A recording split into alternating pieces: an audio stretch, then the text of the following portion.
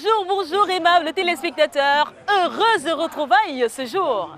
C'est ici même au Salon international du livre de Yaoundé qui se tient à l'esplanade du Musée national que nous avons décidé de faire les plateaux de ce nouveau numéro Téléjeunes. Dans la suite, vous allez comprendre pourquoi. Dans ce numéro, en 1, travaux du chantier solidaire, suite et fin. En 2, dédicace du livre d'un jeune auteur que nous avons découvert ici même au Salon du Livre.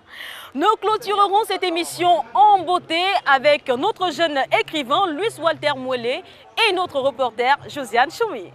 La continuité, c'est juste derrière ce générique.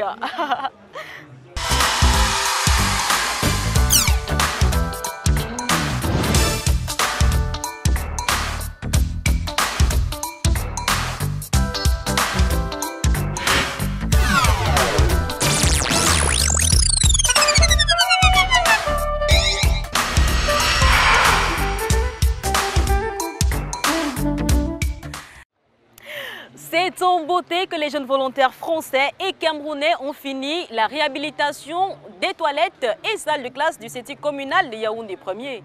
À cet effet, nous avons réalisé un film de 13 minutes qui avait été diffusé lors de la soirée culturelle à l'Institut français de Yaoundé. Naturellement, ce film a connu un succès monumental. Nous ne pouvons donc nous empêcher de vous présenter ce film. Notre reporter Josiane Choumi revient sur la quintessence de ce film. Quand il pleuvait, l'eau entrait en classe parce qu'il y avait les trous. Le ciment même qu'on a mis, c'était cassé, c'est cassé. Et je crois bien, il n'y avait même pas, il n'y a pas de portes, ni de fenêtres. Lorsqu'il pleut, si ce n'est pas possible de continuer à travailler, on arrête le cours. Le but était toujours de voir le collège refait, surtout un collège qui encadre les jeunes filles. Lundi 2 avril, CETI communal de Yaoundé 1er.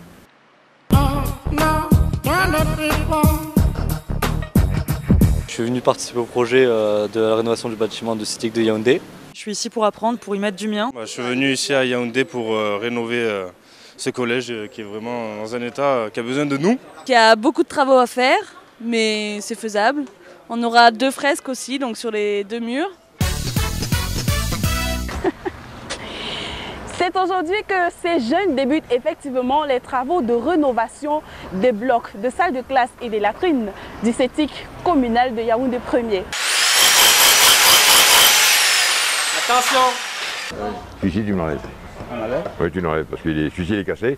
Ça sert à rien de mettre un parpaing cassé sur. Tu enlèves le parpaing complètement. Tu enlèves carrément tu m'enlèves le parpaing, tu vois ce que je veux dire? Donc c'est clair là.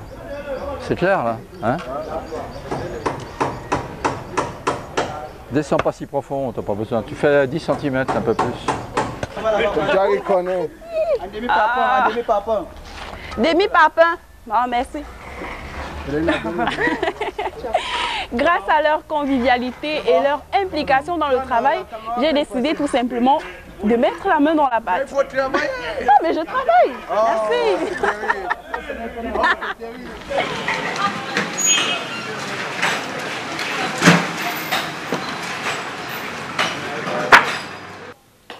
Je suis le chef de l'équipe des démolitions. Donc notre travail consiste à la démolition des murs de planches qui vont ensuite être remontés, la démolition de la dalle et l'aide à la démolition des fenêtres ainsi que du toit. Il y a des efforts à faire, donc le plus éprouvant c'est la chaleur.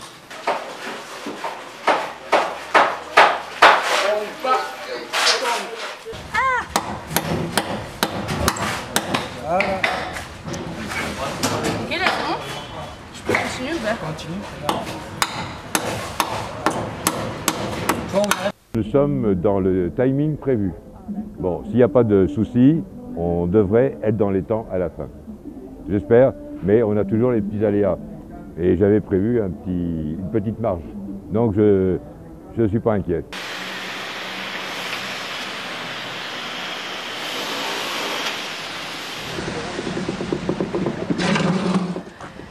Ce n'est que la première partie des travaux ici sur le site de rénovation du CETIC communal de Yaoundé 1er. Tout le monde s'applique, 8h, 18h.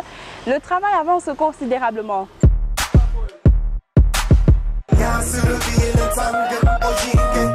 Malgré la reprise des cours du 3e trimestre, ici, on prépare la latérite qui va servir à crépir la façade avant.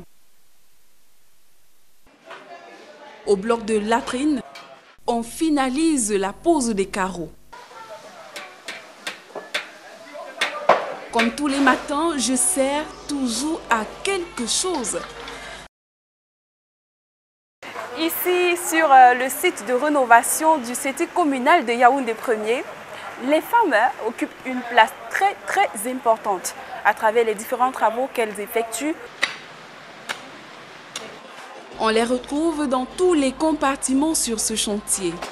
De la maçonnerie, du crépissage, du lissage, suspendu sur les échafaudages.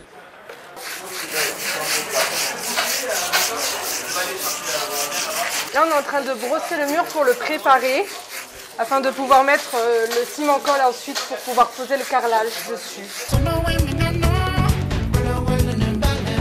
C'est sous la supervision et l'accompagnement des jeunes Camerounais et les autres, bien sûr, à l'instar de Jérôme, de Joseph, que Nina, Camille, Péril, elles ne ménagent aucun effort pour que les travaux avancent considérablement ici sur le chantier de Yaoundé 1er.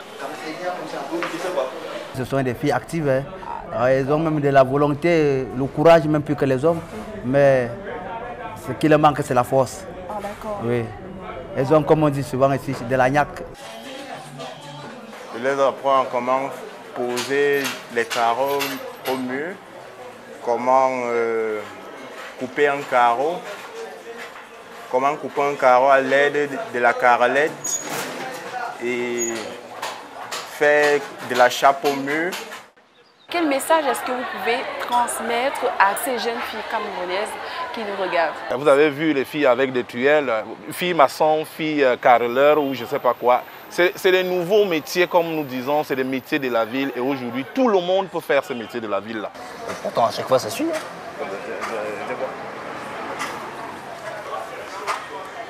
Oui, mais c'est normal que je sois 1 centimètre en dessous. Parce que le crayon, il est comme ça. Quand vous regardez cette fresque, c'est quand même quelque chose d'exceptionnel. Et ça, c'était l'imagination d'un garçon comme Bernard Dutheil, qui l'a imaginé, qui l'a petit à petit conçu et qui est arrivé à la réaliser.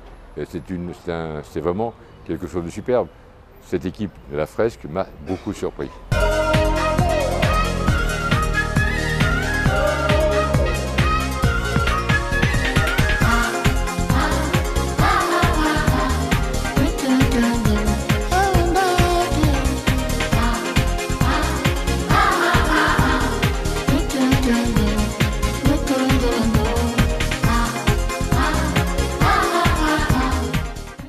Maintenant, comme ce bâtiment est tout neuf, je suis d'abord impressionné.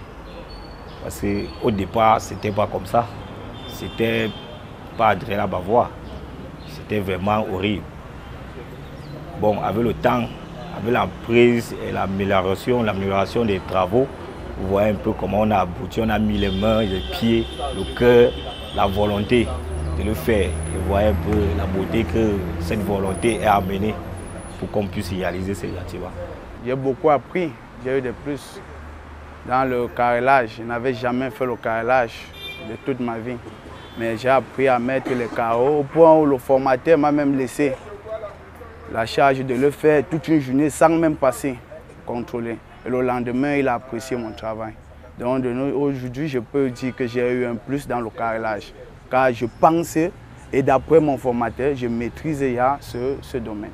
Ce chantier m'a apporté beaucoup de choses que je ne connaissais pas. Par exemple, comment tourner un gâchis en maçonnerie, qui m'a été appris par le chef chantier Kani. Comment tourner un gâchis et comment élever un mur et comment crépir un mur. Le message que j'ai à passer, d'abord, pour certains, c'est que vous voyez ce qu'on appelle le matériau de la latérite. La latérite, je dois vous dire que l'objectif actuellement au Cameroun, c'est de ne plus construire des maisons ordinaires, c'est des maisons qui utilisent ce qu'on appelle les matériaux de base. La terre, la territe, la pierre et le bois. Et on va falloir des gens formés pour travailler la pierre, pour travailler le bois et travailler la terre. Et mon message à moi, c'était de leur apprendre à travailler la terre. C'est moi qui leur ai appris à travailler la terre. Et quand vous les écoutez, ça leur a plu, parce que ça les a beaucoup marqués. Parce qu'on leur a appris à utiliser quelque chose qu'ils voient dans la rue, qu'ils voient partout, mais qu'ils ne savaient pas utiliser. Ça, c'est le message que j'aurais apporté. Ça, c'est le plus que j'aurais apporté.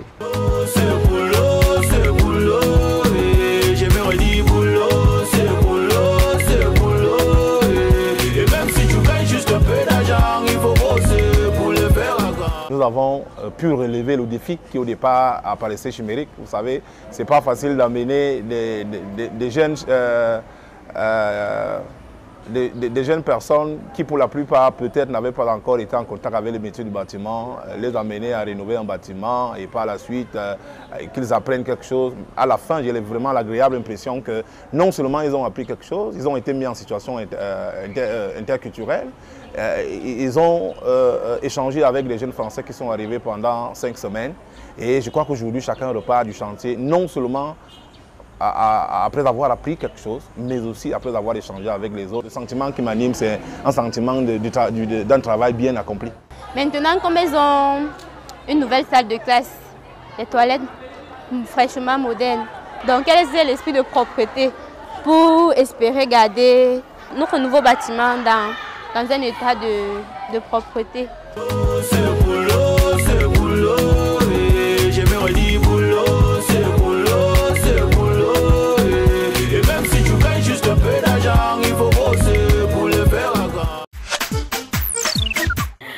Le ministère des Arts et de la Culture vient d'organiser le Salon international du livre de Yaoundé.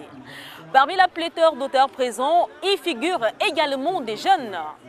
Parmi ceux-ci, il y a un qui a particulièrement captivé notre attention. Il s'agit du jeune Luis Walter Mwele, âgé de 15 ans seulement, qui a dédicacé son tout premier ouvrage. Notre reporter Cyril Etogo nous le fait découvrir. C'est lors de la 3e édition du Salon international du livre de Yaoundé que nous découvrons le jeune Louis Walter Mwele Kombi-III, jeune auteur de 15 ans seulement, mais dont le talent si immense et ô combien impressionnant fait parler la plume et le verbe littéraire au point d'être au cœur de toutes les curiosités et stupéfactions multiples. Quand j'ai découvert à Paris, au Salon du livre de Paris, ce jeune Louis Walter Mwele et qu'il avait des manuscrits, j'ai dit, mais attends, envoie-moi ces manuscrits. On a lu, on a dit, waouh, on va publier. Pour encourager la jeunesse camerounaise et africaine, que tu n'as pas besoin d'abord d'être vieux, pour avoir quelque chose de sensationnel. Donc, dès qu'il m'a envoyé le manuscrit, nous avons donné à notre comité de lecture. Il a dit, ok, on a publié. Passionné de lecture très tôt, ce jeune lycéen aime particulièrement la poésie. Et c'est d'ailleurs à ce style qu'il sacrifie ses premiers vers d'entrer dans le monde de l'écriture alors qu'il n'a que 12 ans. Pour son tout premier recueil de poèmes intitulé Soliloque et publié aux éditions Afrique à venir, l'instant est tout à fait particulier car à ses côtés, lors de cette cérémonie de dédicace, son illustre père est bel et bien présent pour l'encourager. Chez nous, c'est de père en fils. Mon père écrit, j'espère que mon grand-père écrivait aussi, et M. Kombandoubé aussi écrivait aussi. Il me donne beaucoup d'exemples, mon père aussi, et donc ça me fait très plaisir, ça me fait très chaud au cœur. Parmi tant d'autres grands classiques français et africains qu'il adule, il y a surtout Arthur Rimbaud, poète français du 19e siècle qui commença à écrire ses premiers poèmes à 15 ans et qui, de par ses poèmes, amène Walter à croire sans cesse comme Victor Hugo qu'il doit aussi être un autre Chateaubriand ou rien. Notre jeune auteur vient davantage aiguiser en son éditeur l'appétit de dénicher et de donner plus de chance à d'autres jeunes dans le domaine de l'écriture. La société africaine et camerounaise est essentiellement jeune. C'est eux la majorité de cette population. Il faut qu'ils écrivent, il faut qu'ils parlent. qu'ils disent qu'est-ce qu'ils veulent, quel est l'avenir qu'ils veulent tracer. Nous, les parents et grands-parents, nous sommes là pour leur dire voici l'héritage que nous vous avons légué. Découvrez cet héritage pour qu'il vous serve de tremplin. Mais en réalité, l'avenir vous appartient. C'est vous qui allez dessiner l'avenir. C'est pour ça que pour moi, c'est très important d'encourager les jeunes. Avec le peu de moyens qu'on a, nous les encourageons. La poésie étant perçue comme une partie de son cœur, l'office du canton Vouri-Bouelle dans l'Oncam souhaite voir le public être touché par sa poésie, ce qui se justifie par d'autres projets d'écriture déjà en chantier. Je viens de finir d'écrire un livre de poèmes, encore un recueil de poèmes, que j'ai donné les manuscrits à mon père. Et c'est un recueil de poèmes qui parle de l'humanité, de choses de la vie, de choses essentielles à la vie. Et c'est une discussion avec moi-même. Soliloque, par exemple. Et le roman que je suis en train d'écrire est plutôt un roman d'aventure qui vise à sensibiliser les jeunes et qui touche plus la population jeune. Mais en attendant, l'office rassure déjà de par son talent si précoce qu'il est bel et bien parti pour suivre les pas de papa. Et quant à nous, on dit chapeau bas et bon vent à vous, monsieur l'artiste.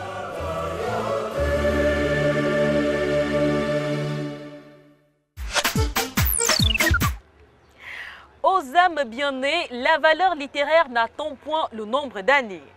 Comme je vous l'annonçais en tout début d'émission, avec moi notre jeune écrivain Luis Walter Mouélé. Bonjour Walter. Bonjour. Comment tu vas? Bien et vous? Ça va, merci. Et Josiane Choumi, celle-là qui a suivi de bout en bout les travaux de réhabilitation du CETIC communal de Yaoundé 1er. Bonjour Josie. Bonjour Christelle. Comment ça va? Ça va super. Ok. Revenons à toi Walter, qu'est-ce que ça te fait d'être ici dans cette foire du livre au milieu de tes compères? Eh ben, ça me fait beaucoup plaisir, ça me fait beaucoup de plaisir de voir que je suis suivi par autant de Camerounais. D'où t'es venue l'idée d'écrire? En fait, depuis tout petit, j'observe le monde, je regarde ce qui se passe autour de moi. Et comme je ne parle pas beaucoup, je préfère mettre sur écrit et dire ce que je pense en écrit. Parce que je suis très timide, enfin, je ne parle pas beaucoup. Et l'écriture est pour moi la seule façon de s'exprimer avec mes mots, de m'exprimer avec mon cœur, avec la poésie. Tout à fait, voilà. Revenons à toi Josiane Choumi, qu'est-ce que ça te fait de voir un jeune garçon de 15 ans comme ça produire un tel chef-d'œuvre? C'est toujours un plaisir en fait de se retrouver en face de quelqu'un de très habile dans l'art, encore plus quand il n'a que 15 ans. Donc Louis Walter, c'est un plaisir pour moi de se retrouver juste en face de toi. Le plaisir est partagé. Félicitations encore pour cette nouvelle sortie. C'est qui ton modèle d'écriture? Pour moi, mon modèle d'écriture, il y en a plusieurs. Il y a Arthur Rimbaud, parce que lui aussi, il a commencé tout jeune, vers l'âge de 15 ans. Il y a Aimé Césaire, Fernando Dalhuida et Léopold Sédar Senghor. Il y a aussi les fables de La Fontaine, Victor Hugo, tous ces poèmes. Tu viens de suivre de bout en bout les travaux de réhabilitation du CETIC communal de Yaoundé 1er. Voilà, quel est ton ressenti?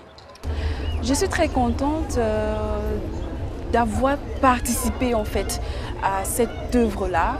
Et je te coupe pas, hein. J'aimerais dire ici, signaler que tu n'as pas agi uniquement en tant que reporter, mais aussi en tant que tâcheron, nous t'avons bel et bien vu à l'œuvre. Je me rappelle encore la première journée de travail où je me suis retrouvée juste à l'extérieur avec une pelle à la main et la boîte à côté où je ramassais du sable pour mettre dans la boîte. Et voilà, il y avait des voitures qui s'arrêtaient, les piétons qui s'arrêtaient parce qu'ils étaient éblouis de me voir à l'œuvre. Donc travailler, aller faire du reportage, c'est bien, mais mettre la main dans la pâte pour accompagner également ces jeunes au milieu desquels on se retrouve, c'est toujours un plaisir parce que c'est pas bien du tout, hein, je le dis tout simplement parce que vous vous retrouvez au milieu des jeunes qui sont en train de travailler et puis voilà, il y a quelqu'un là debout en train d'observer, c'est pas bien, c'est pas cool. Donc on préfère mettre la main dans la pâte, les accompagner également pour dire voici mon papa, moi également je travaille, allons-y tous ensemble, c'est toujours... Allez, dis-nous, comment est-ce que tu as été accueilli par ces jeunes volontaires-là? Déjà, à leur arrivée à l'aéroport de Simalène, c'était la joie. Je crois que vous l'avez aperçu également dans le tout premier reportage. C'était une joie immense de se retrouver tous ensemble, jeunes Camerounais, jeunes Français. Voilà, c'était une ambiance totale. du début jusqu'à la fin des travaux. Donc c'était ça en fait. Ça a été un plaisir. C'était très, je veux dire, voilà, c'était bien se retrouver au milieu de ces gens, de ces jeunes et pour travailler. Voilà, c'était super. Il sied ici de signaler que tu étais la seule femme camerounaise à prendre part à ce chantier. Nous t'avons vu à l'œuvre, nous t'avons vu démolir, crépir et tout. Comment est-ce que tu as vécu tout cela? Dommage pour nous, on n'a pas eu l'occasion d'avoir des jeunes camerounaises sur le chantier parce que ça devait être également un coup de pouce, quoi, de voir également que ce soit des jeunes garçons camerounais, des jeunes filles également travailler. J'étais la seule fille camerounaise, je me suis dit voilà, il faudrait également que je prouve de quoi est-ce que les filles camerounaises sont capables de faire. Déjà on me prenait comme de l'œuf, donc on faisait en sorte que je ne me blesse pas, je travaille tout doucement pour que tout se passe bien. Voilà, c'était super, c'était bien l'ambiance et j'aimerais revivre en fait cette ambiance-là. Le micro, le make-up et tout. Les deux, oh, merci. Les deux allaient ensemble. Reportage également sur le chantier, c'était bien. Et nous remercions de ce pas le maire de Yaoundé 1er qui a permis, bien sûr, voilà, qui a permis que nous puissions accomplir cette tâche. Nous espérons qu'il y aura certainement des prochains chantiers où toi également tu pourras prendre part. Avec beaucoup de joie. Ok, je reviens à toi Walter. J'ai entre tes mains ton œuvre intitulée Soliloque. Alors je vais de ce pas lire une citation qui m'a particulièrement marquée, tu vois. On ne dit jamais ce que l'on fait, mais on fait toujours ce qu'on a dit. Nous voulons rallonger notre vie. Qu'est-ce qui t'a inspiré dans l'écriture de cette citation? En fait, c'est parce que les gens, ils cherchent à travailler trop. Ils travaillent trop pour pouvoir avoir une vie plus longue. Mais en travaillant trop, ils s'apportent du stress et tout ça. Et ça rallonge, ça diminue la vie.